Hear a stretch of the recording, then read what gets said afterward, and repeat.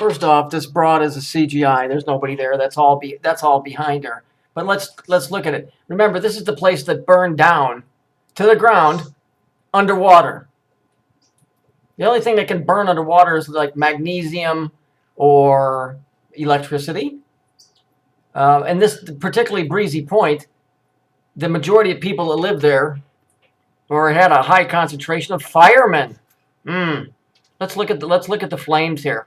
Ferocious winds and the torrential rain, they were not prepared for this. ABC News was... Hey, here we got the purple and we got the yellow. How about that? In Breezy Point, riding out the fury of Sandy when the wind and the water gave way. And there's the blue. What's all this? I don't get it. What's with the color? To this. Oh my God. That's scary. Well, there's nowhere else to go. Fire. Homes engulfed in flames, spreading quickly. Producers Katura Gray and Jim DeBril trapped inside Mary LaPera's home. Breezy Point is destroyed. It feels like it's like the apocalypse. Well, it is, you dumb bitch. Of course it does. It's destroyed. It feels like it's like the apocalypse. Yeah. Sure.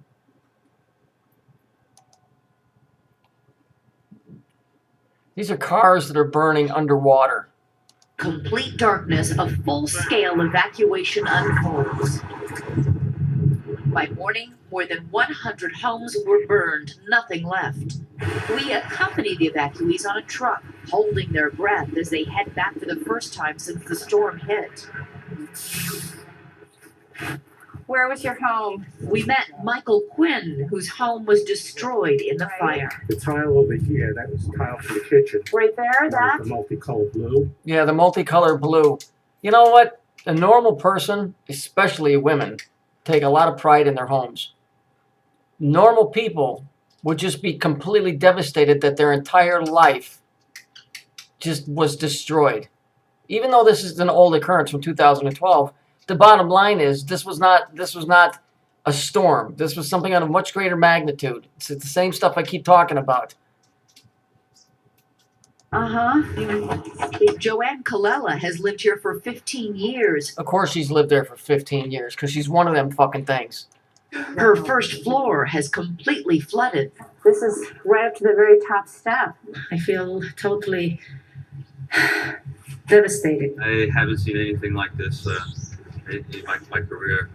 The only thing that came close to this was 9/11. Really? How about that? Fucking goofy bastards. CGI crap. This community has seen more than its share of... You don't burn houses down in a flood. I'm sorry, it just doesn't happen. And not all the way below the water line. Go read the story of Sodom and Gomorrah. Okay, it wasn't about a bunch of fags. It's more than that. Tragedy. 29 of their own killed on 9/11. The hell are those symbols on that cross? Their own killed. The fuck is all of it? What's that say? And what? Vine? Eburn? Alright, whatever. On 9/11. But this morning, once again, they vow they will pick up the pieces. Battered, as they say here, but not broken. It's a very strong community, and they'll rebuild and they'll come back. Of course they will. There's your yellow and your purple, whatever the fuck that thing is. Here it is over here. Here it is over here. So many people who live here are New York City firefighters and first responders, people who have done so much to help so many over so much time, were helpless to save their own homes as they burned down on Monday night. There are still pockets of smoldering fire and all of this wreckage behind. Right, because it's atomic. It's atomic. You better fucking get that through your fucking head.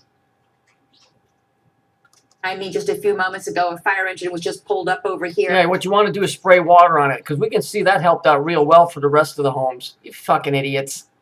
Wading again through floodwaters, trying to put out some of those fires. Yes, whenever you want to put out a fire, you always wade through floodwaters. See, Mel, they're not going to tell you the real story of what's going on, because the perpetrators would be exposed, and believe me, there'd be more lynchings going on than just what people see in the news. Remember, they said mostly firemen lived here. So you're worried. You're worried. Let me get this straight. You're worried about putting out another fire in a flood zone. Just pulled up over here, waiting again through floodwater. Months ago, a fire engine was just pulled up over here, waiting again through floodwaters, trying to put out some of those fires. I mean, I'm not usually speechless, and I'm not really right now. It's just, obviously nobody is reading the scripts of the people that are writing this. You got all the water in the world right there, yet you're gonna try and force an engine to get through there to put out a fire of a house that's already decimated. There's no point in trying to save it. Do you understand what's going on? It's just a recreation of an old story. Sodom and Gomorrah, 9/11, fucking Samson and Delilah, the pushing of the pillars and the fucking killing of 3,000 people. Samson and Delilah. He pushed the 2 pillars that held the temple up. 3,000 Philistines got killed that day. The Twin Towers fell down. Killed 3,000 people that day. See, it's all in the 3. This is just, I don't know how to explain this to you guys where you guys really get it and understand it. Just look at the common sense of it. You're going to send a fire engine into a flooded area where you could not possibly drive, make men supposedly get out, drag hoses that have water in it to spray onto a house that was underwater that was on fire.